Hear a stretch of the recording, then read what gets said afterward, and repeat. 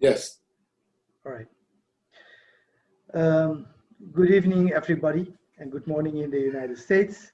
We are continuing our conversation, the Decolonial dialogue between Ramon Grosfoguel and me, Sandew Hira.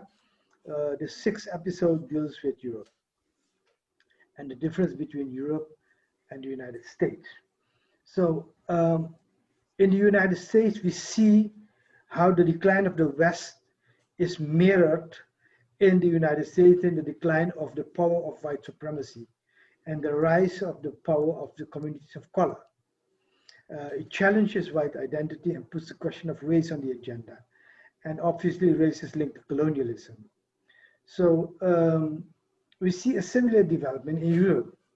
Uh, the decline of the West in Europe is also mirrored in the social transformation of Europe. And if you talk about Europe, you talk about the 28 countries of the European Union, plus Norway and Switzerland and the UK.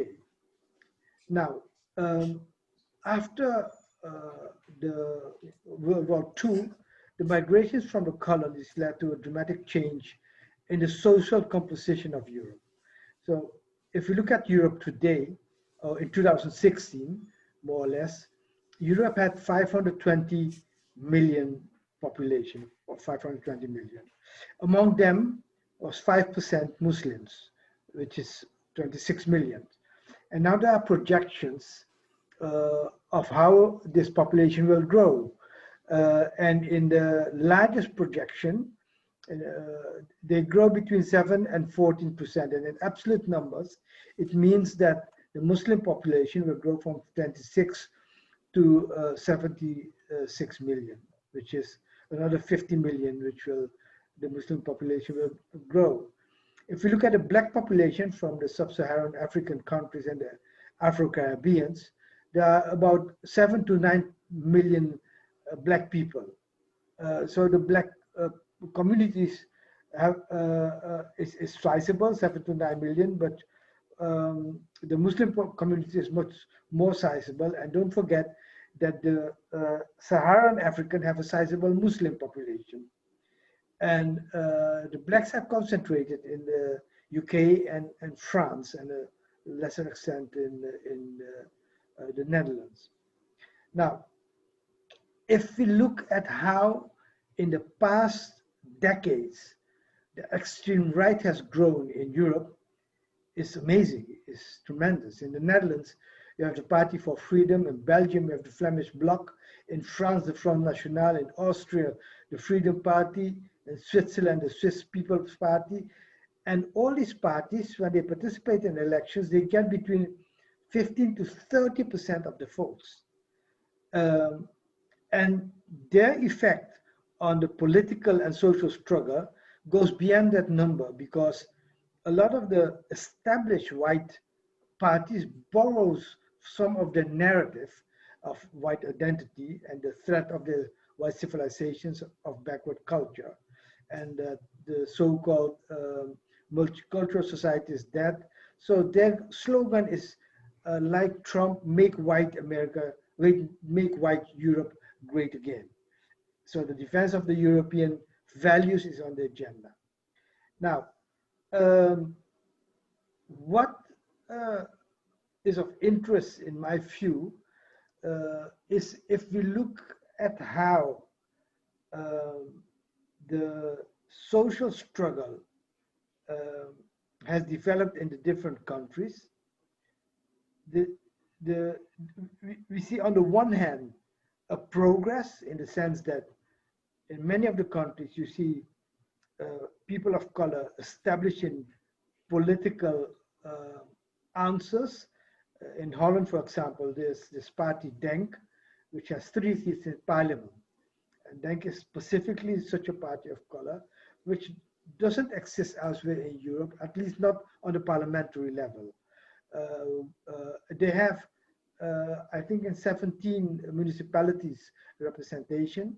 Um, so in Holland, we see the black movements with the Black Lives Matters gaining strength, and the rest of Europe also. Uh, and the Muslim communities, although it's under attack, And although there are many weaknesses, which we will discuss, the fact is that they have built institutions and infrastructures which you can't just uh, shove off the table in one blow. So basically, I think we're entering a phase where the extreme right will gain strength, like in the United States, Trump, with his 2 million voters, has polarized the society and has brought white supremacy, back on the agenda. A similar thing is happening here. Um, and the answer which the United States has articulated is basically in the form of mobilizing a lot of progressive parties, a lot of progressive force around the Democratic Party because of the two-party system which de facto exists in the United States. And here we'll have to see, just a second, there we have to see what we will do in um, the coming years, in fact. So I suggest, Ramon, give me your take on how you think where we are in the social struggle in Europe. Well, I think that the rise of neo-fascism, I'm saying neo because these people are using new methods or new forms of representation and new forms of exercising extreme right policies, but they are as fascists in the past. Let's look at Europe. In Europe, different from the USA, where you have, in the USA, everything is focused around anti-Black racism and anti-Latino racism. That is, you have Negrophobia and Latinophobia in the USA. In Europe, is more Islamophobia, as the central element used to, in a sense, cement the social bloc or the political bloc that the fascists try to create, that between us and them. And the us and them in the USA is white America, and them is Latinos, Blacks, and Muslims. Muslims is more, in a sense, in order, of priority is more secondary, okay? Because of the fact that the population is not as big as, as Latinos, for example, the growth of Latinos. As we mentioned last time, part of the challenge and the debate in the USA, as I mentioned in the previous two videos, in the USA is the question about the growth of non-white population, displacing the white population as the demographic majority. And then you have two responses to white supremacy, which is the liberal multicultural model and the old-fashioned apartheid model. This is a debate between neo-apartheid, new forms of apartheid, represented by the multicultural model, and the old-fashioned forms of apartheid of USA. And that debate can be very clearly seen between Biden and between Trump. And if you remember in the presidential debates, Biden captured this difference, very well when he said the question, if we, the police should shoot at the feet, at the legs, should shoot at the legs of Black people, not at their head. So that capture to you, he's not questioning shooting to Black people. He's questioning, where are you shooting at? You should shoot at their legs.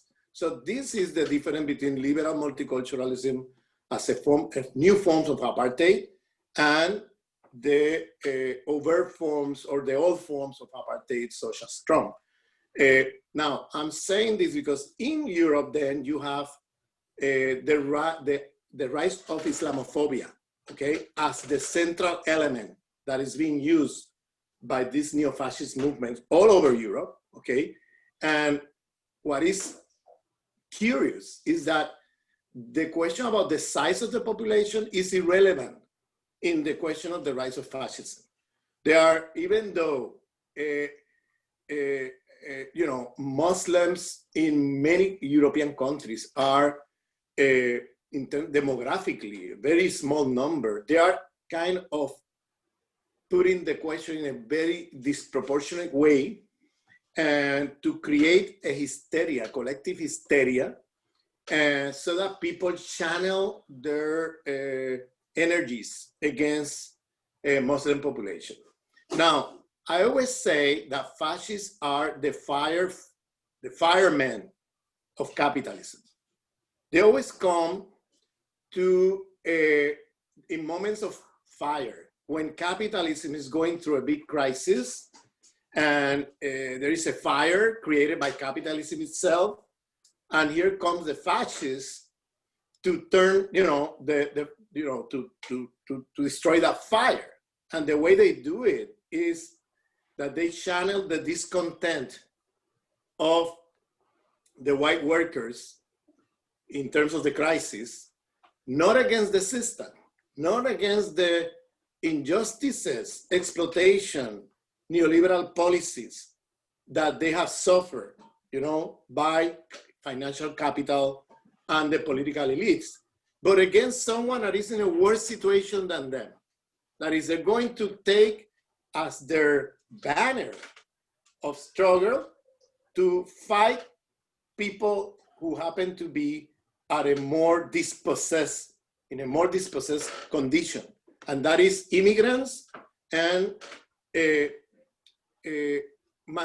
minority groups who happen to be inferiorized, racially inferiorized, you know? And so in doing that, the fascists achieve something very important for overall capitalist system in moments of crisis, which is that the discontent of the white workers, instead of being channeled against the system, that discontent is channeled against other workers, okay, who happen to be in a worse situation than them.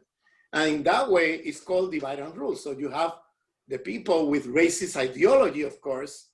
Racist ideology become a central here, you know, to basically displace the causation of the crisis and channel discontent towards other workers rather than against the elites of the system or the structures of domination of the system. And this is a classic in capitalism. They always do this. And I'm saying this because I think that if you look at what is happening, for example, in Austria, in France, in many countries, you know, they're now going and pushing the ages, pushing beyond the ages of the liberal democratic agreements. Now you have a law in France that is quite similar to the policies put in place in the 1930s by the fascists and the Nazis against Jewish people. If you change the term Jewish by Muslims, today, what is happening is a repetition of 1930s in the middle of the Great Depression of the 1930s of last century. Now it's a repetition, but now not with Jews, but with Muslims. And they're putting laws that are going to affect everybody, which is amazing. They're putting, you know, laws, authoritarian laws, where, for example, they're closing down mosques, they're closing down civil rights associations in France. They're closing, they're affecting freedom of speech, all basic rights under the excuse of the Muslim threat, right? When in fact we know that this thing that they have named Islamic terrorism, they're lost there to deal with people who commit crimes. Why are you suddenly turning the whole thing into a system of surveillance and a system of elimination of basic rights, okay? When in fact you have already laws there that are dealing with crime.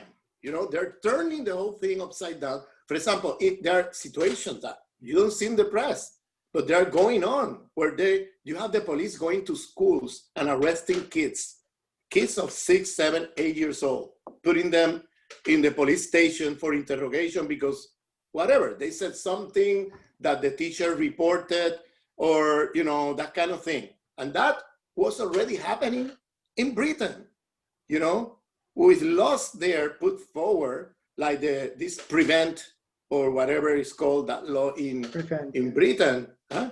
I'm sorry? The prevent laws, you're right. The prevent laws, and you see the same thing happening in France. And what the problem is that if you remember and you have historical memory, the fascists always begin with a group of people doing these atrocities, changing the laws of the constitution, eliminating civil rights in the name of some kind of threat to the nation, right? And they begin with the Jews, but then, or with the Roma people, you know, or with, you know, and so on. But then suddenly all these things start affecting mainstream people. So the same people who happen to be now mobilized against Muslims, they are themselves being channeled to support institutional transformations of basic democratic rights in liberal democracies, okay, that later will come back to haunt them. Because in fact, these laws that are passed, they're focusing on Muslims, but it applies to everybody. So now these laws can be applied to anybody and could be extended to the left, to the white left, to everybody. And so this is something very dangerous. And this is happening in Europe as we talk, but it's also happening in the USA. So where you have now you know, if you remember the analysis of, for example, someone like from an iconic symbol of the left, Vladimir Lenin in the First World War, where he talked about the workers' aristocracy. And he talked about how there is a workers' aristocracy that is complicit with the system of imperialism because they are getting privilege of that system. They get higher salaries, they get better working conditions than the rest of the workers around the world. We, from a decolonial point of view, we need to say or add to this that it's not just that it's the materiality of the situation. Lenin is correct in saying they're getting better opportunities or better salaries, working conditions, standard of living than the rest of the workers. But this is constructed through racism, not just through national chauvinism. The national chauvinism he was talking about is really a racist ideology of imperialism, of white supremacy, that he never mentioned in this way, but we have to name it because this is what is happening. It's about white supremacy at a world scale. And what happened in moments of crisis of financial capital is that suddenly these workers lose their privilege because there is a Great Depression going on. And when they lose their privilege, then, and the system cannot continue giving them crumbs to keep them pacified or keep them on their side, then they start getting discontent because they don't get the standard of living they used to have, you know, with the system of imperialism. And that's what the dominant elites of the system, the capitalist white supremacist imperial system, then mobilize immediately to get these workers on their side. How do they do it? They cannot do it materially because they are in a financial crisis. What do? They do it ideologically. And what they do is they mobilize the racism these workers have already in their heads, these white workers, and mobilize them against people who are classified as inferior races, you know, and that way the system gets a moment of, you know, of breath, you know, to to stop the possibility of an uprising in their own country from the workers themselves. You know, so this is a mechanism that we see in place now.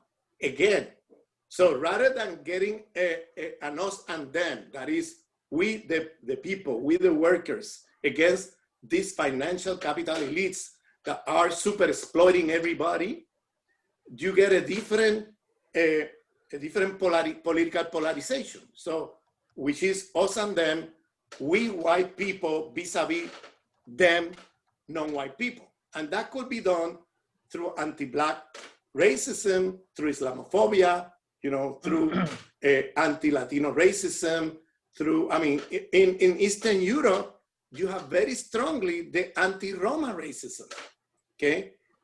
Because the presence of Roma people in those countries is bigger than in Western Europe, or you could see that in places, in other places, you know? So I'm saying this because in every place, you could see emphasis in one form or another of racism, anti-Black racism in one place, or anti-Latino racism, or anti-Muslim, or anti-Roma, you know, it depends on each place. But the important thing, what is common across the first world right now, in a moment of Great Depression, is the rise of extreme right groups winning elections and having a lot of votes out there, okay? Using racism as a tool for polarizing the situation away from a class polarization, okay, into a form of a racist polarization. And that way, the white elites get the white workers on their side, because the polarization is not done on the basis of class, but on the basis of race, you know, against some group of people they classify as the people who are the bad guys, if you want to say that way. But basically they construct a narrative where they say that all these non-white workers are taking your jobs away.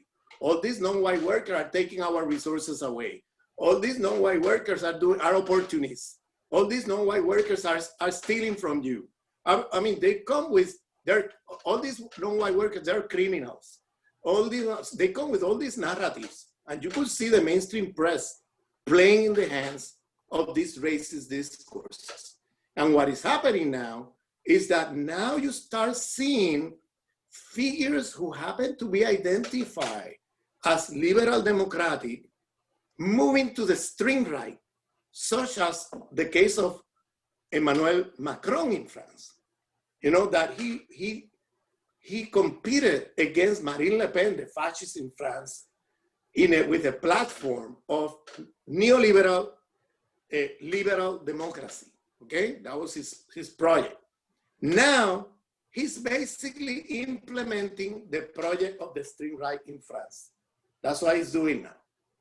Okay, and this is very concerning, because the implications of this move from Macron to the extreme right now are enormous for the rest of Europe, because the two most important countries that you have in Europe today that are the ones that are the leading countries is Germany and France. They're the one calling the shots in the hierarchy of domination that is this thing called the European Union.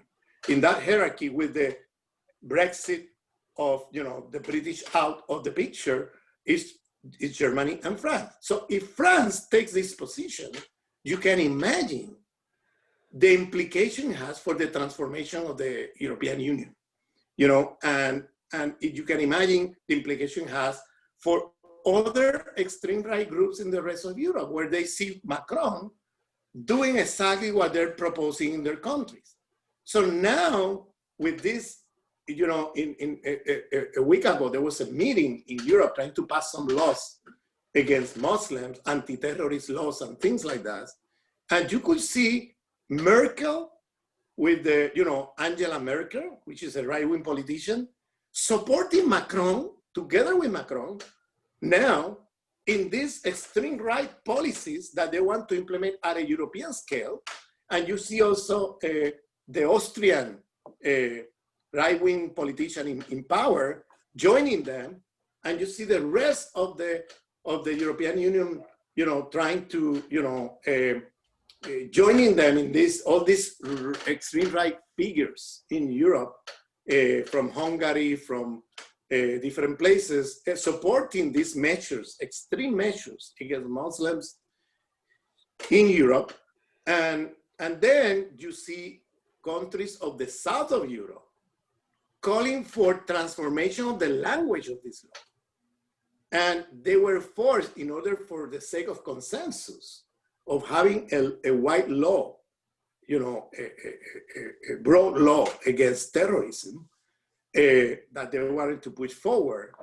They got it approved, but they have to eliminate a lot of the wording against Muslims, Islam, and so on, to get the consensus, because Spain and I believe Portugal, a few countries from the south of Europe, challenged the language, the Islamophobic language of the document.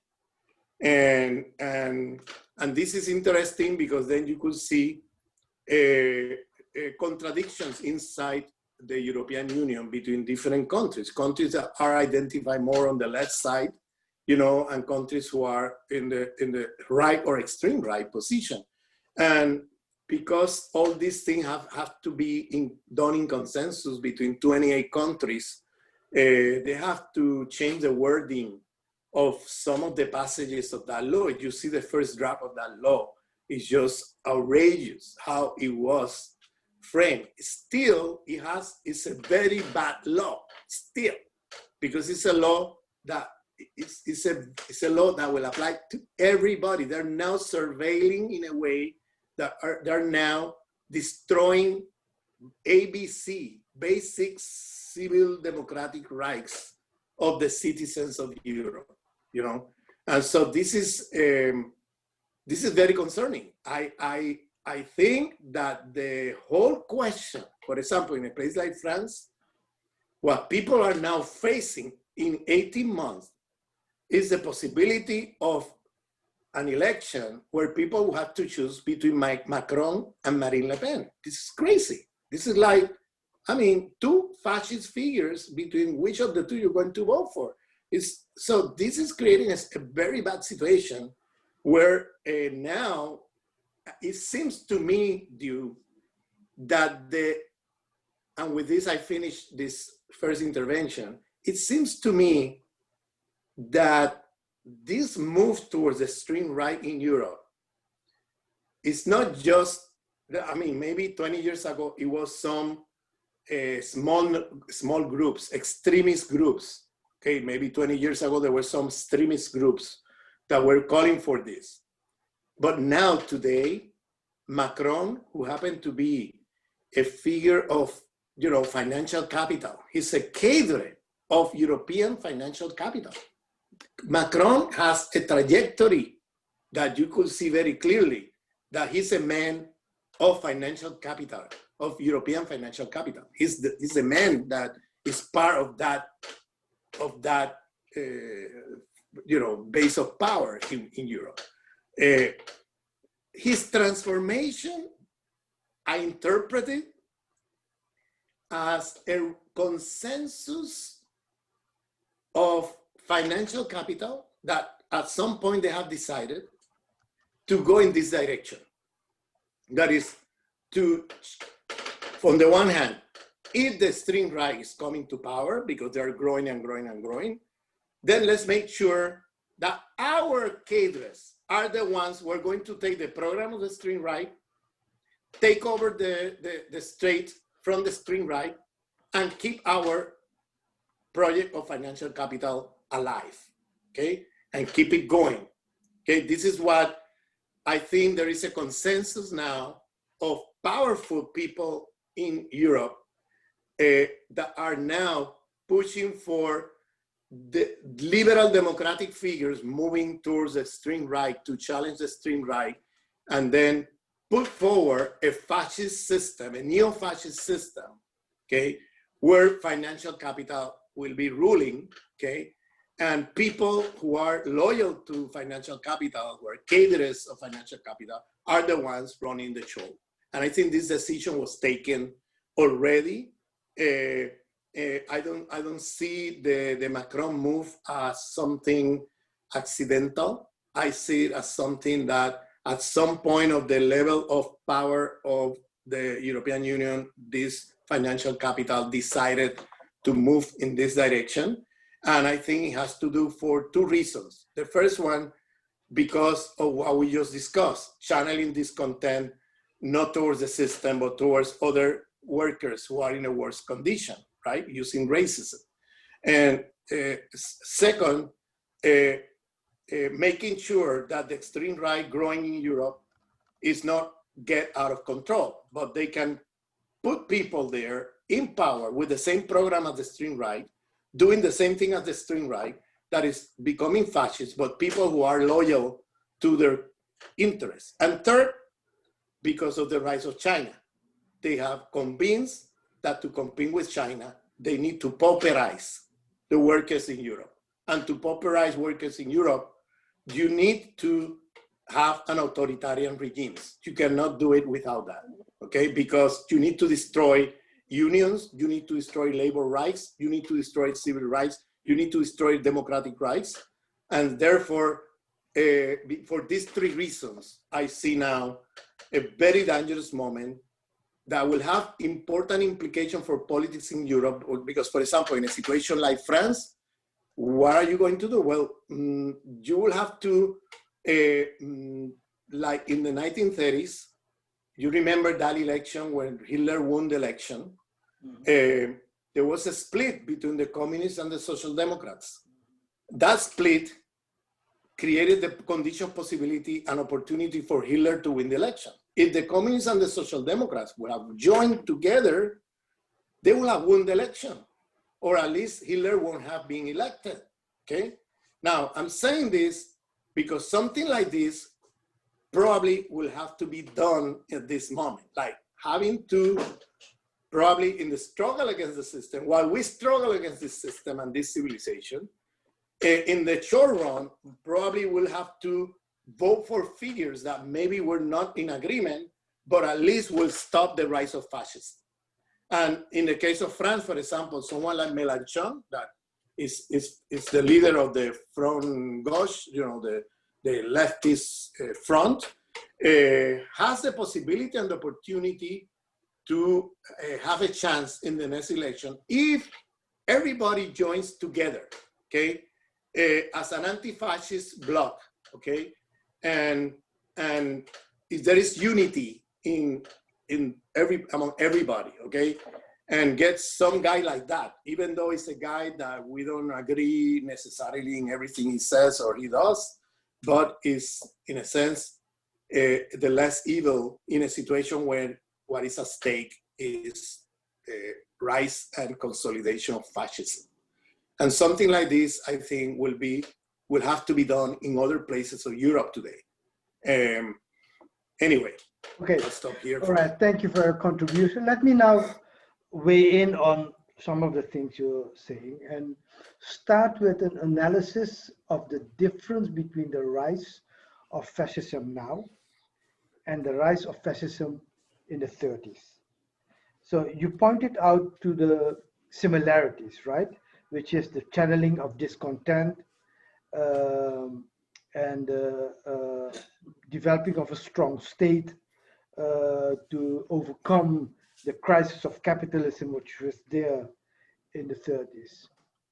But let me go into the differences. First of all, internationally, we live in a different world. Because in the 30s, the question of socialism or capitalism, and you know, the communists were calling it socialism or barbarism. That's the phrase they used at the time to deal with fascism. We don't have that international choice. Be it the struggle against fascism is not automatically a struggle for a socialist society. which was in the 30s very clear. Now that is unclear. What are we fighting for? Economically, we know that from the decolonial theory, we have introduced the concept of a new civilization. But in the 30s, the concept of the alternative was very clear. It was socialism, a planned economy, nationalization of private property, all these things were there. Establishing through a revolution the dictatorship of the proletariat. So that's one difference. We are now in the phase of world history where we need to put the question of another world civilization on the agenda. What does it mean? What is the alternative? How does it look like economically, politically, institutionally, internationally? What are we fighting for? So the second difference is this. So the international forces are different. We have the rise of China. We have the rise, of the rest, the decline of the West. While in the 30s, the world was still colonized by all these forces. And the focus that the Nazis had on the Jews were not colonial subjects in the form of the colonized countries in Asia, in Africa, etc. See, so the narrative of racism and anti-Semitism was not civilizational. You were because let's say Judaism and Christianity, although there was a strong anti-Semitic tendency in Christianity, both in the Catholic and in the Protestant schools, but basically it's still regarded as part of Western civilization. While Islam is not, it's not like Islam, it's not like Confucianism, it's not like Hinduism, it's not like Buddhism, it's not like the indigenous philosophy, so it's different. So the other thing was that in the 30s, the Marxists had among themselves a discussion about what was the economic base of the fascist party. And the discussion was on the question whether the capitalist class was divided in two sectors. One is the light industry, consumer industry, and the other was the heavy industry, which was the infrastructure, the metal companies, etc., which needed a long overdue transformation, needed long-term stability and access to Eastern Europe. Because in the Western narrative, fascism is linked to anti-Semitism and the whole Holocaust. You know, the whole Holocaust, which costed 6 million Jews, a lot of Roma people, their lives. But the major loss of life was in Eastern Europe. Russia lost 26 million people were lost there. And if you look at how Hitler viewed Eastern Europe, he compared Eastern Europe with India. And he said what India is for the British, Russia and the Eastern country will be for Germany. So the colonization of Eastern Europe, which is nowhere in the narrative of the Western narrative of fascism, was there in the 30s. So the colonization was part of fascist policy and ideology, which is the colonization of Eastern Europe. We don't have that now. The rise of fascism in Europe now is not part of a project to colonize either Eastern Europe or one part of the world. So it is not an offensive type of fascism where the offense was in starting a war and annexing territories. First, Austria, Poland, going back to the Fars, hinterland of Russia and Eastern Europe. So the repression is there, the civil liberties, trapping on the civil liberties is there, but we don't have that what was in the 30s, colonization of Eastern Europe. Then the other thing is this.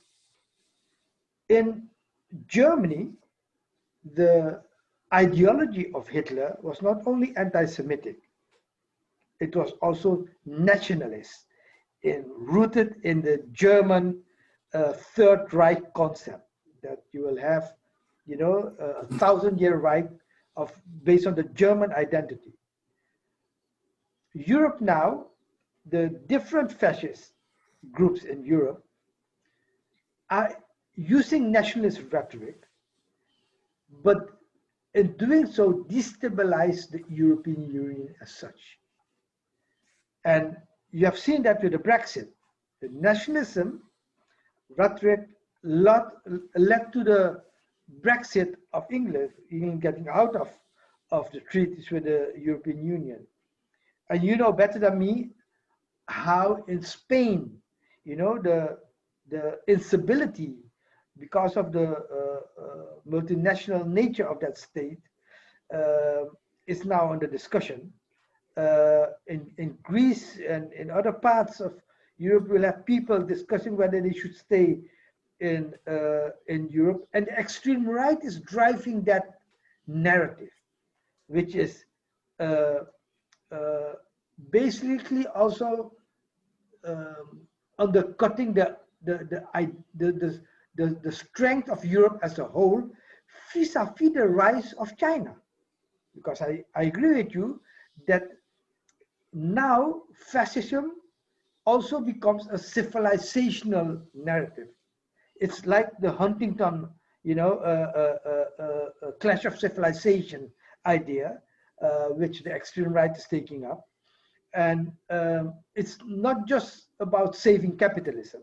It's about saving the current world civilization, Western world civilization, but the economic base for it is not there anymore. So what I think that we're going to see in Europe is the rise of fascism, not in an offensive way, where we are going to see wars, where we are going to see armies, of Europe going in different parts of the world, but it's defensive. But defensive in the sense that the rise of China creates, and also the strength of Iran and the role and the effect Iran could have on bringing down the apartheid state of Israel. All these things are defensive. So where does it leave us in the coming years and maybe decades ahead? We will see a decline of civil rights, civil liberties. Europe on its own does not have the military might to start a third war without the United States. So if at some point in time there will be military confrontation, let's say with China, and if it's with China, it will be also with Russia, the only power that can do that is the United States. But the United States is in no position to start new wars, because the army of the United States and the people of the United States, even with the rise of fascism, and it's important to see that the rise of the extreme right in the United States with Trump is not a rise that is geared towards starting new wars. The supporters of Trump doesn't want new wars. They want to make America great again, but they want their troops out of the world, and that is basically the 800 military bases which they have to maintain and which puts a lot of pressure on the budget. So yes, there's rise of fascism, but it is not like in the 30s. And if that's not the case, then the question is, what does it mean for our strategy in terms of social movements? And here you see that we are ideologically and theoretically still weak. The decolonial theory is just a few decades old, while the socialists, have a history of 200, 150 years. So, and that is one thing. So we don't have formed and articulated and formulated an alternative and economic policy, alternative political institutions. We have a epistemological critique, we have a cultural critique, we have theories of racism, and that is one weakness, which means that we also need to develop ideas of how to connect the communities of color with the white communities.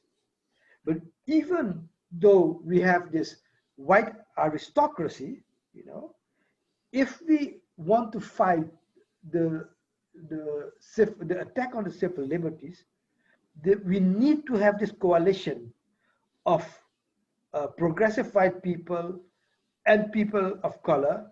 And that's why we have to think about how to bring together these activists, knowing that within the communities of color, there is a tendency to be anti-white,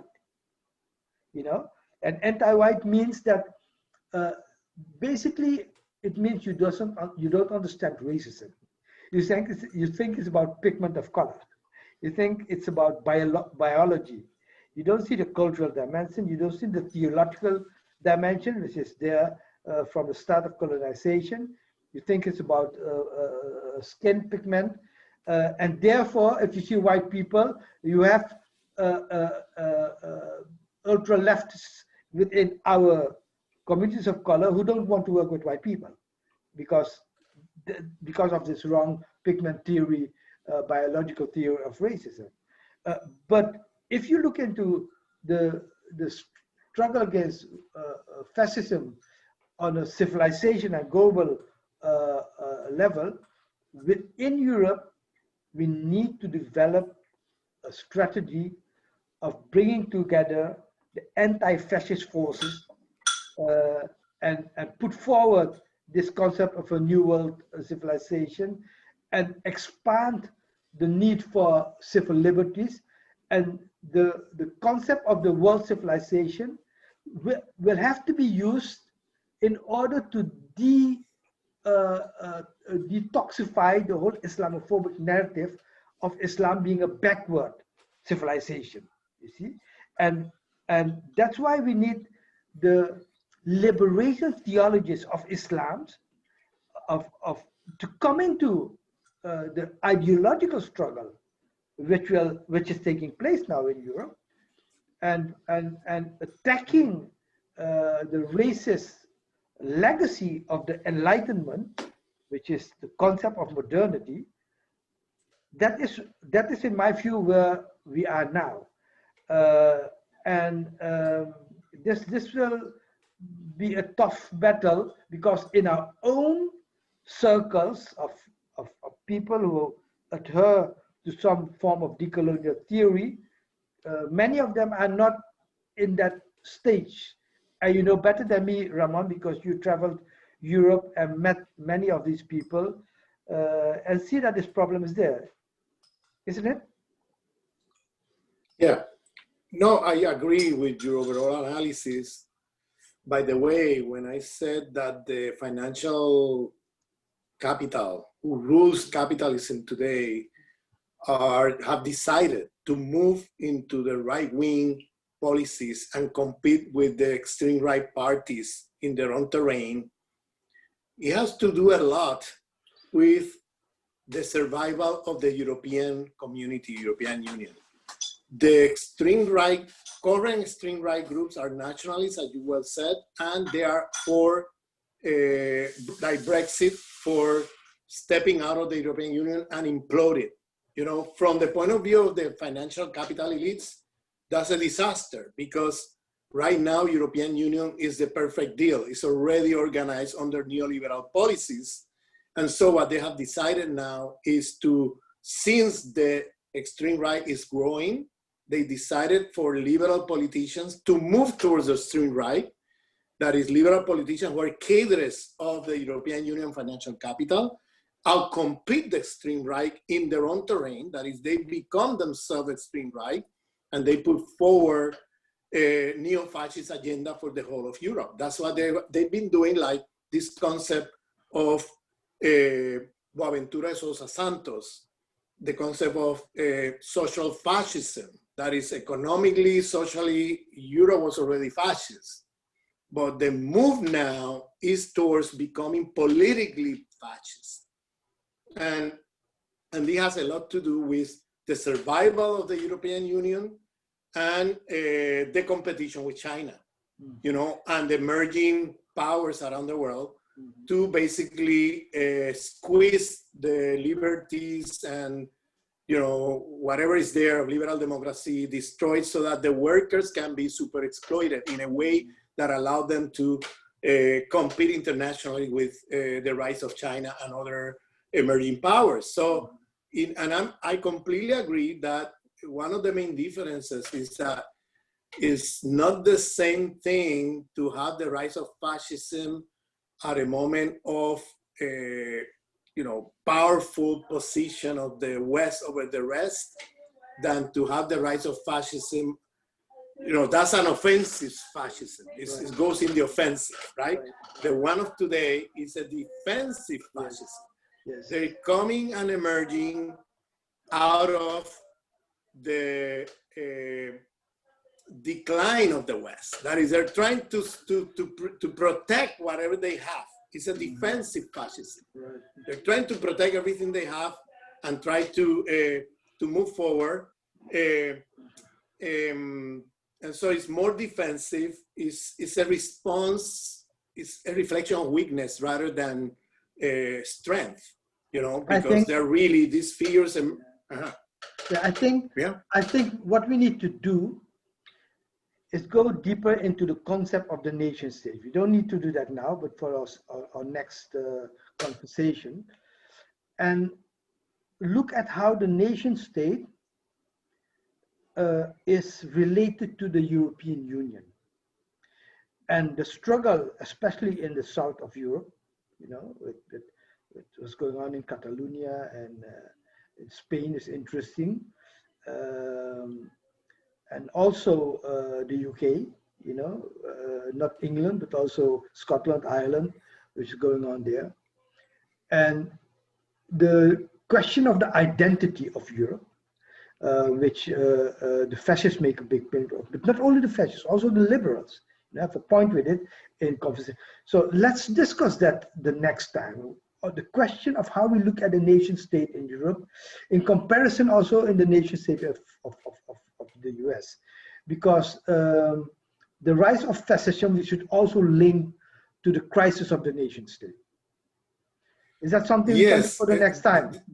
This is a good point, but I just want to say that that maybe, I mean, we should discuss in more detail this, because I think we need to think about a broad alliance in terms of decolonizing Europe, a broad alliance that has to be put forward to stop these kind of destructive forces in Europe today. That has to be between, you know, Blacks, Muslims, Roma people, you know, all the people who are racially oppressed, but together with the people who are nationally oppressed inside Europe, that is people who happen to be oppressed by some state, imperial state in Europe, and they have a nation that is being demanding sovereignty inside the state, especially left sovereign movements, because we know we have